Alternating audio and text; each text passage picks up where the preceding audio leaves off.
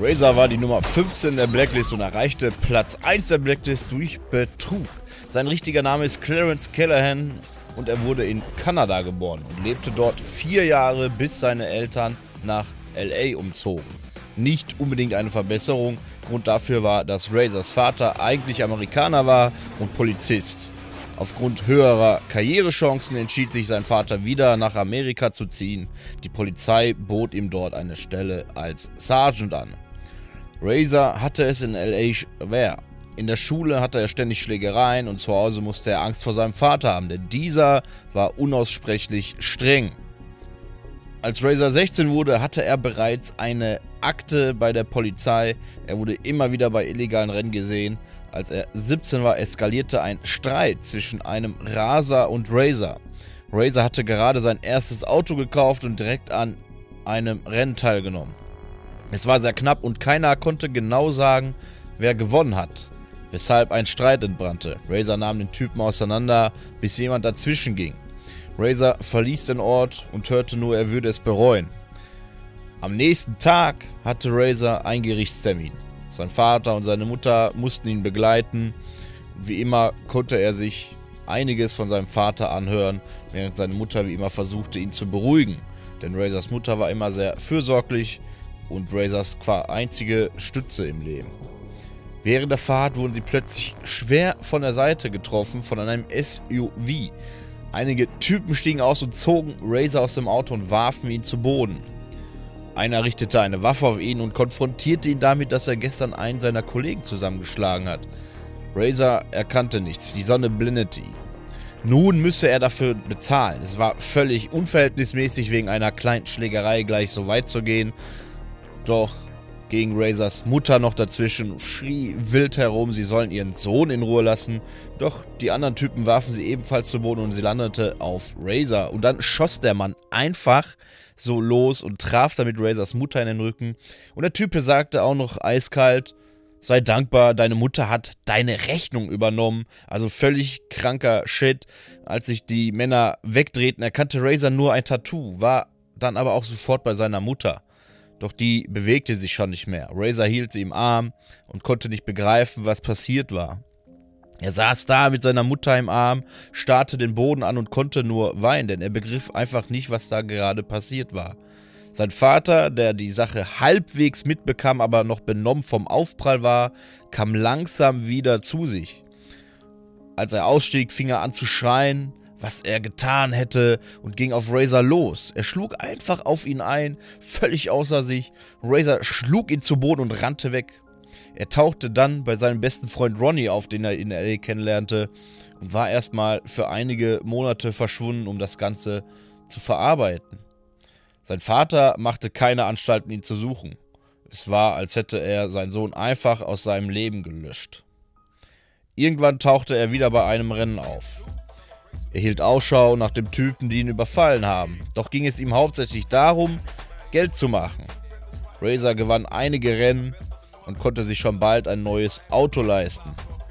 Er besorgte sich einen Ford Mustang GT, den er stark umbaute, und beschloss dann, zusammen mit Ronnie nach Rockport zu fahren. Dort fuhren sie Rennen. Doch die Konkurrenz war stark. Sie lernten Bull kennen, der sich den beiden anschloss. Irgendwann schaffte es Razor auf Platz 15 der Blacklist. Doch steckte er dort fest. Er kam nicht weiter voran. Eines Tages kam Ronnie ins Industriegebiet, wo sie oft abhingen, gefolgt von einem unbekannten Fahrer in einem für die Stadt unbekannten Wagen. Ronnie verlor wohl ein Rennen, obwohl Razor ihn warnte, nicht so leichtsinnig zu sein.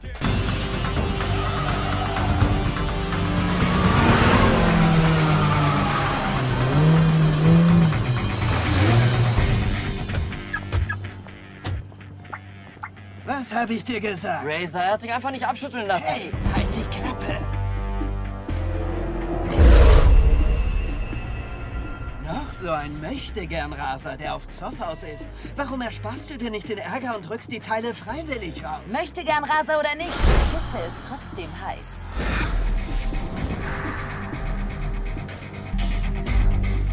schneller als die anderen hier. Du verstehst von Autos nicht allzu viel, was, Schätzchen? Deine Karre hat jedenfalls keine Chance. Ob beim Sprint oder die Viertelmeile. Mein Schlitten macht mit allen kurzen Prozess. Der putzt die alle hier. Auch diese Normalbenzinschleuder.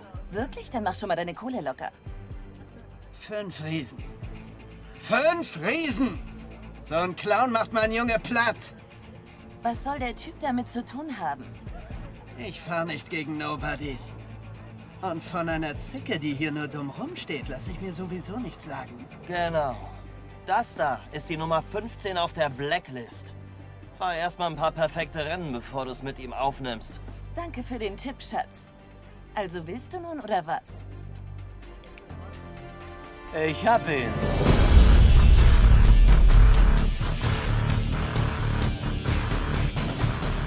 Warum nicht um 10 Riesen? Ach so, du willst ja voll auftrumpfen, was? Einverstanden. Ja, gib mir die Polizei. Hier sind ein paar Typen, die veranstalten gleich ein Rennen bei der Schiffswerft. Schick mal ein paar Cops in die Richtung, ja? Am besten auch einen Krankenwagen.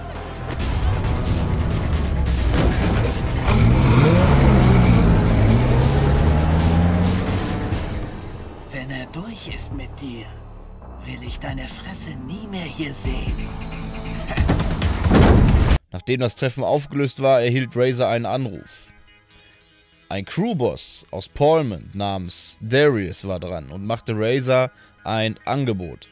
Er soll diesen Typen um jeden Preis und mit allen Mitteln den Wagen abnehmen, damit dieser sich nicht weiter in den Städten hocharbeitet. Er erzählte, dass der Typ bereits in Olympic City und Bayview die Szene aufgemischt hatte. 100.000, wenn du ihn besiegst, und den BMW kannst du ja ohnehin behalten. Da er sowieso sehr an dem Wagen interessiert war. Er gab Bull und Ronnie den Auftrag, den BMW so zu manipulieren, dass er das Rennen nicht zu Ende fahren kann.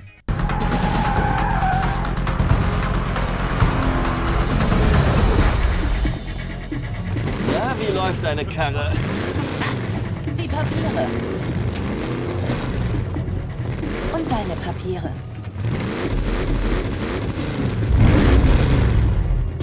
Der ist gefährlich. Pass gut auf, er rammt dich, wenn's sein muss. Erst hol ich mir deine Karre, dann hol ich mir deine Kleine. Schärf dir das gut ein.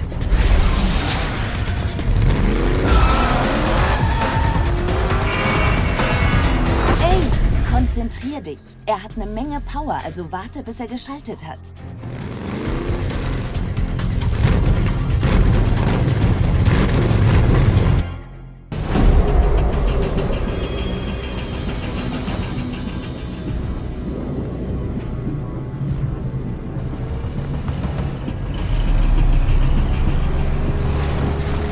Für die Karre. Für dich ist die Blacklist eine Nummer zu groß. Razor hatte nun also den BMW und dazu 100.000 von Darius. Er erreichte mit dem Wagen problemlos den ersten Platz der Blacklist und war nun der Most Wanted von Rockport. Alles schien perfekt zu laufen, bis zu dem Tag, an dem er mitbekam, dass der Fahrer wieder aus dem Knast ist und dabei ist, sich die Blacklist vorzuknöpfen. Razor hatte ihn im Auge, war aber auch mit anderen Dingen beschäftigt. Er war immer noch auf der Suche nach den Leuten, die ihn damals überfielen und quasi seine Mutter auf dem Gewissen haben. Er bekam auch einiges davon mit, was geschah, als der Fahrer sich die Blacklist hocharbeitete. Vor allem die Sache mit dem Dodge Challenger interessierte ihn. Im Lauf der Events schaffte Razor es mit Bulls Hilfe endlich einen der Typen von damals ausfindig zu machen. Doch nahm er Bull nicht mit, als er ihn sich vorknüpfte. Von ihm erfuhr Razor, wer Darius eigentlich ist, dass er viele Fäden zieht, viele Cops auf der Gehaltsliste hat und vieles mehr. Doch am wichtigsten war, er fand heraus, dass auch der auf seine Mutter schoss, Caleb war und damals wie auch heute für Darius arbeitete. Leider rannte Razor die Zeit davon.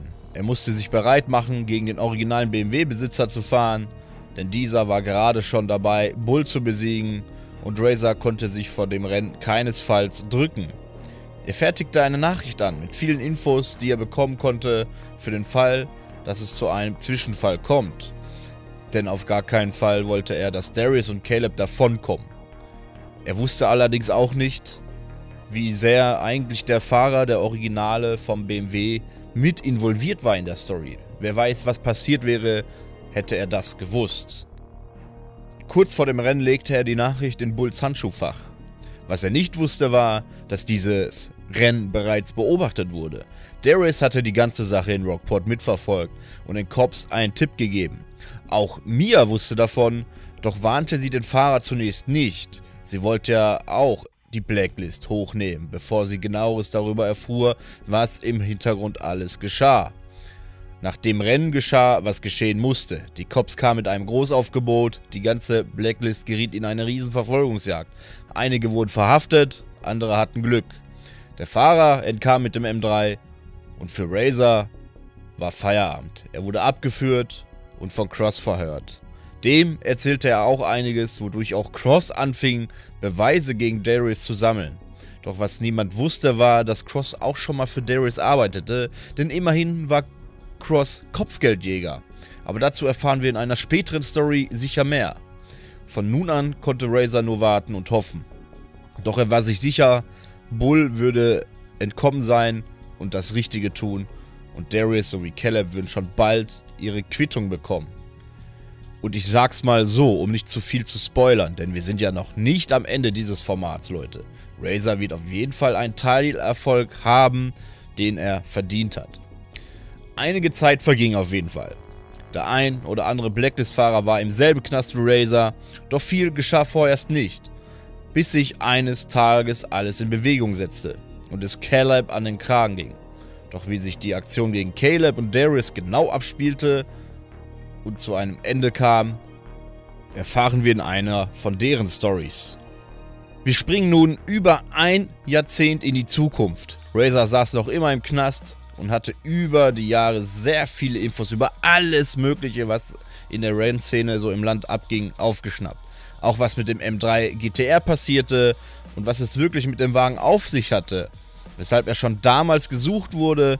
Und Razor hatte all die Jahre immer mal wieder Kontakt mit Ronnie, wirklich ein wahrer Freund. Und auch Bull meldete sich 2017 plötzlich wieder und meinte, er würde aktuell an vielen Rennen in allen möglichen Städten teilnehmen, um etwas Kohle für ihn frisch zu machen. Denn es waren zwar noch ein paar Jahre bis zu seiner Entlassung, doch waren da ja noch ein paar Rechnungen offen, die sich im Laufe der Jahre ergeben hatten. Einige Jahre später war es dann soweit. Razor kam aus dem Knast und heuerte kurz darauf direkt jemanden an, den M3 GTR zu besorgen. Mehr ist nicht wirklich bekannt. Was wusste Razor über die Vorgeschichte des BMWs? Warum wollte er ihn so viele Jahre später sofort wiederhaben? Und wusste er, was mit dem Fahrer passierte? Auf jeden Fall merkte man, Razor hatte seinen Frieden noch nicht gefunden. Er war noch nicht fertig mit der Szene. Etwas lag in der Luft, was sein Blut zum Kochen brachte und er zeigte, wie schon damals, dass man sich besser nicht mit ihm anlegt. Es geht weiter, meine lieben Freunde. Das war noch nicht das Ende der ganzen Blacklist-Story, des ganzen Formats. Wir sind hier endlich angekommen bei Blacklist 1. Ich kann es immer noch nicht glauben, Wahnsinn, ey, dass ich da durchgezogen habe. 15 Videos haben wir bis jetzt. Und ja, es geht noch weiter. Wir haben noch Caleb, wir haben noch Darius und natürlich Razors Reaktion darauf, was Caleb und Darius angeht, was mit den beiden passiert ist natürlich. Und noch einiges mehr aufzuklären. Wir haben noch TJ im Hintergrund, ne? Und wie hieß er nochmal? Tess, genau. Da gab es ja noch irgendwas mit den Tuning-Teilen und. Also wir haben ja hier eine riesige Story jetzt aufgebaut. Und da könnt ihr euch natürlich vorstellen, hier ist noch vieles nicht aufgelöst. Und dementsprechend wird es da noch einige Teile geben. Wir haben ja zum Beispiel, ich zähle mal auf, grob, ganz grob, Mia, Cross, dann haben wir noch Nikki aus Carbon, wir haben noch Darius, ganz klar, und Caleb, ne, Rock, vielleicht noch Eddie, eine extra Story und so weiter. Oder Chad und Kurt und Also, ihr könnt euch darauf mehr freuen, natürlich, je nachdem, was den Support ja angeht, ne, habe ich schon immer gesagt, aber ich muss sagen, ist schon sehr geil. Ich glaube, es gibt kein einziges Blacklist-Video mit weniger als 1000 Aufrufe. Natürlich in der YouTube-Welt ist das echt wenig, aber für mich ist das schon, ich freue mich auf jeden Fall, dass es geschaut wird und da so viele, ja, quasi Fans hat das Format, so eigene Fans. Und deswegen wird es da noch ein bisschen weitergehen. Es kann sein, dass mal ein oder den anderen Samstag jetzt nichts kommt, dass ich da mal vielleicht ein bisschen langsamer mache, weil ich jetzt auch wieder die anderen Videos ein bisschen in den Fokus setzen will. Da durch meine Erkältung und den Jahreswechsel bla, ist hier ja, naja, YouTube-technisch ist der Kanal wieder ein bisschen abgestürzt. Deswegen freue ich mich umso mehr, wenn ihr hier noch umso mehr Support da lasst und mich und den Kanal dabei ein bisschen unterstützt, hier wieder zu stehen quasi. Aber es hat wohl viele erwischt gehabt, ne? Mit der Stimme vor allem, das ist ganz komisch gewesen. Aber ja, es geht auf jeden Fall weiter. Ich bedanke mich auf jeden Fall für euren Support, für eure Kommentare, dafür, dass ihr es einfach so abfeiert und da natürlich Freude dran habt, denn darum geht es mir ja im Grunde. Ich möchte euch unterhalten und das ist einfach eine geile Story, eine geile Erinnerung, ne? Da ist so viel Nostalgie mit drin und ja, ein Herzensprojekt kann man so sagen. Und deswegen geht es da auch noch weiter in Zukunft. Freut euch drauf, so wie ich mich freue. Und ja, ihr kennt das Spielchen. Wenn ihr noch nicht abonniert habt, tut das gerne jetzt. Und lasst ein Like da, wenn es euch gefallen hat. Wir sehen uns beim nächsten Mal. Ich bedanke mich auf jeden Fall und bis zum nächsten Mal. Auf Wiedersehen.